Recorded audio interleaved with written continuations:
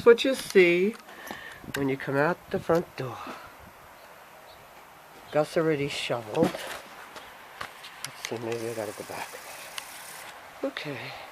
Go in, Buddha, please. I'm taking the pictures. Hey, what were you? Before you get rid of all the snow. Okay. Now, here's where he already did. By the way, that's it right there. I know, I'm not going to take your face. They're going to just know it's you. Okay, so he already did this. There's my neighbors. And here, this is, Gus, is this the fence 6 foot? Huh? Is that a 6 foot fence? 6 foot, yeah. So that's where the snow drifts went to 6 feet, right?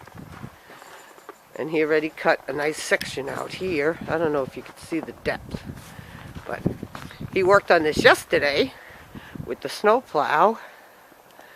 See, there's cement. Okay. And, look, it's all back. Yep. This is where it all came. He had this all cleared yesterday, and now it's all back. There's my caddy. And if you know how tall a car is, there's a snow drift. And all the way down there.